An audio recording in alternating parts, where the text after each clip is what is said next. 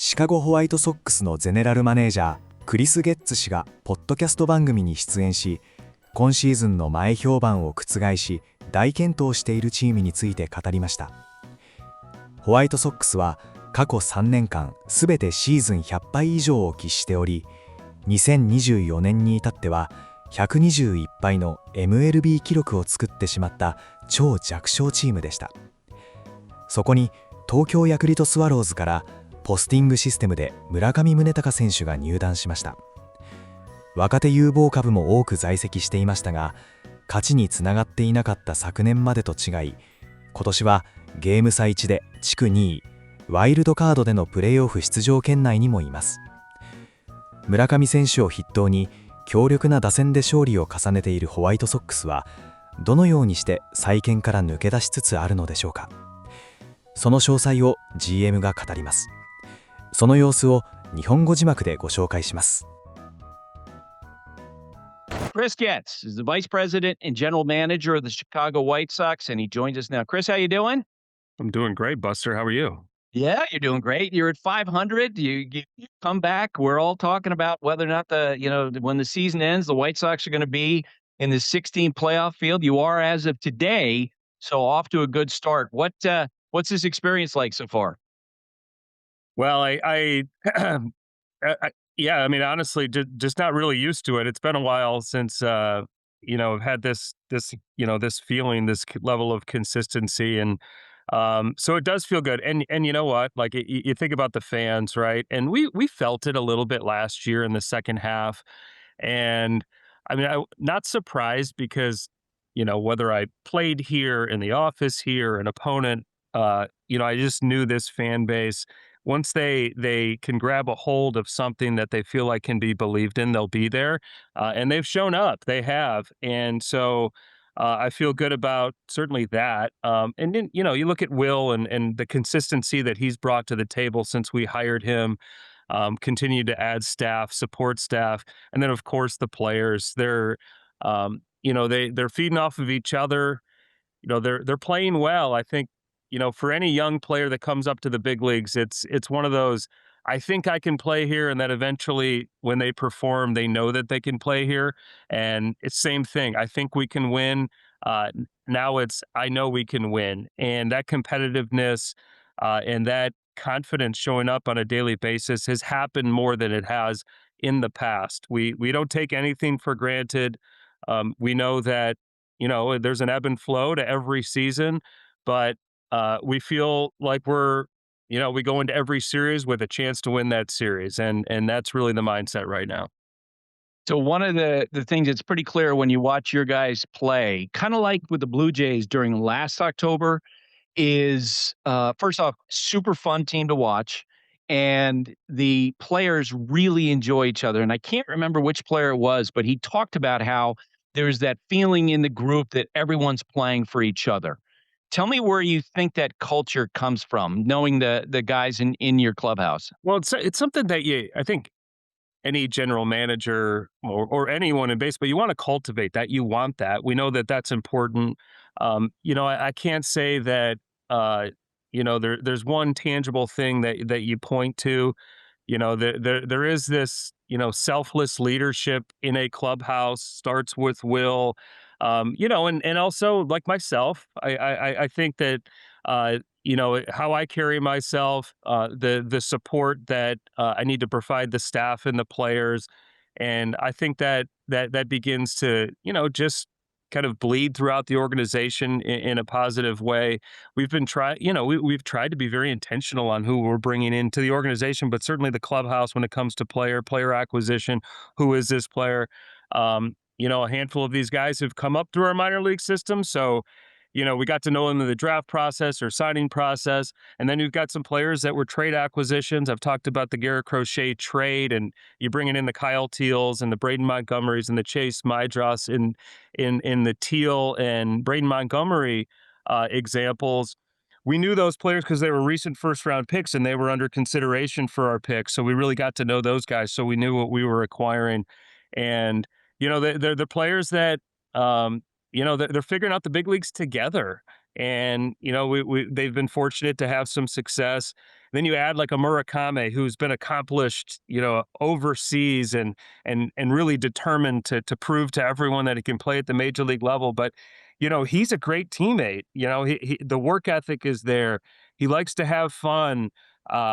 He just loves to show up to the ballpark. That, resonates with everyone else. So, I can't say that it was, hey, let's do this, so therefore we get this in terms of a positive clubhouse culture. But right now, it's guys that are grinding out at bats. You've got the Colson Montgomerys and the Murakamis and the Vargases that are in that meat of the lineup they're hitting for power and they're coming up with some big hits. But then you've got the Chase Maidras and the Antonaccis, even the Tristan Peters, and we haven't even brought Kyle Teal back yet. Who just play with this edge, and once again just bring an energy that shows up every single day. And that is something that I know our fans really like, but that's important. And then you just want to continue to feed that. We've got the number one pick coming in July, which is exciting for us, exciting for our fan base, and you want to identify someone that exemplifies what we're about here to continue to feed this. And I have a question about the number one pick overall in the draft coming up. But first, you and I talked early in the season about Murakami, who, I mean, his backstory. There was a lot of concern in the industry if he would hit velocity, if he would hit, because he had a lot of strikeouts, and the numbers that he hit, fastballs over 95 miles per hour, chased off a lot, scared away a lot of teams. And you mentioned to me, and you guys wind up signing him to a 2-year contract. It looks like, could be the best signing of the winter. You mentioned to me that there was that sense that that he was trying to prove something to somebody, right? When he joined you guys because of the work ethic. And I wanted to hear from you specific examples of him in the clubhouse, because there have been times where players have come from Japan because of the language barrier. And sometimes you feel like the player's isolated. Everything I'm reading about Murakami is that both ways, there seems to be a great effort to all be together. Yeah, well, it starts with him. Not only the work ethic and all of that. I mean, he's really comfortable in his own skin, and that he's got this confidence that has been developed through what he's accomplished.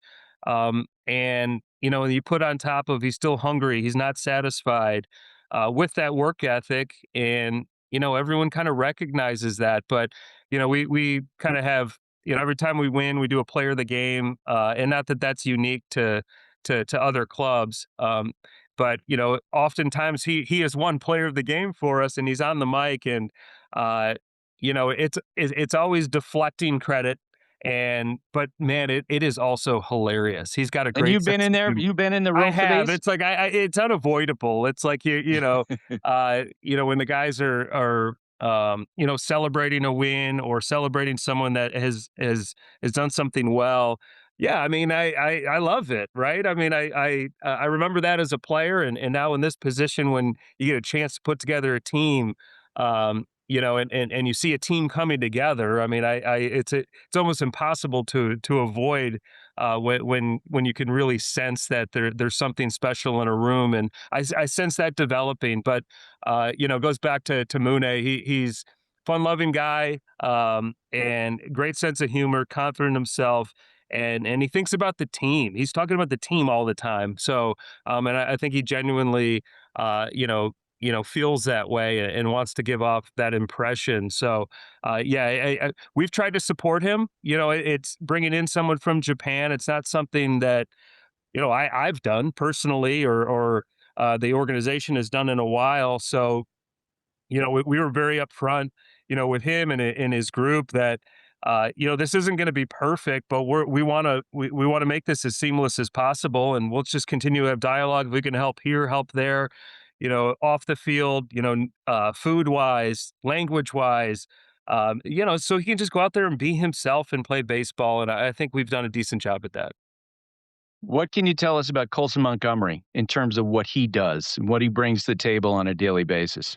One thing that I think has I know when he was in the minor leagues and certainly got a lot of attention as a top prospect. Where's he going to play? Where's he going to play? Can he play shortstop? He's 6'4", and you rarely see players that of that size at that position. He's played really well on the defensive side. He continues to get better. He's gotten better at the major leagues. What he brings to the table on a daily basis, it's this calmness. And if you watch his throws to first base, it's always on target. And are there guys out there across the league that we've had before that perhaps are you see more wow plays or the spinning and all these crazy athletic plays. Sure, but the consistency of that position, that sure-handedness that he provides, I think just brings overall calmness throughout the whole diamond and certainly the pitcher. So that's been something that's been greatly appreciated. Offensively, I know it's been talked about a lot his last season, starting in the minor leagues and getting off to a really rough start. And we took him out of the AAA kind of environment, went to Arizona, spent time with our head of hitting, Ryan Fuller, for 7 to 10 days. Physically getting some adjustments made, but also mentally just resetting and changing a mindset. He took it we reinserted him to that AAA club and found the right pocket to bring him up to the big leagues. And he did what he did for 2.5 months. That was really impressive, especially if you look at the entirety of the body of work last year. And, in the beginning of the year, I mean, he was a little inconsistent, still kind of searching for his swing, his at bats. And then, he just seemed to lock it in. I can't really pinpoint exactly what, in terms of adjustments or anything like that, but he's had some big hits for us, some big home runs.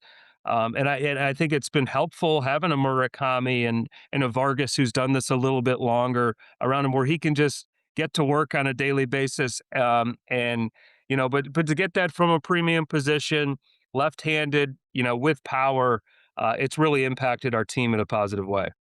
Tell me what, because I certainly have heard stories of organizations through the years. You hear that they want to fix something in a prospect. He strikes out a lot. Tell me what's sort of the message you guys have had for him along those lines, or do you just ignore it?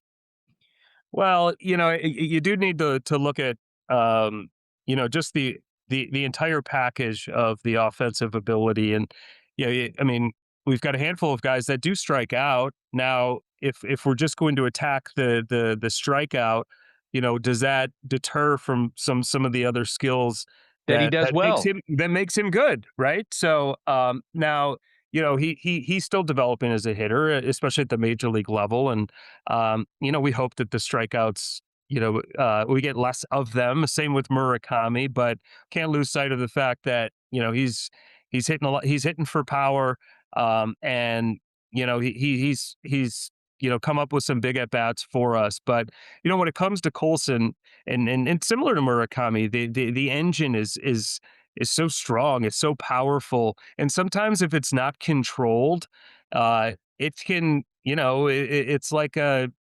a race car that all of a sudden it just when it's a little bit off, that all of a sudden it's probably looks a little uglier than perhaps someone that's just in cruise control at a lesser speed. So we're trying to weaponize the engine that they have and make them feel like, hey, if I can control this, I can do something perhaps that other players can't do. So it's kind of resetting the mind to think that way versus, oh, here we go again.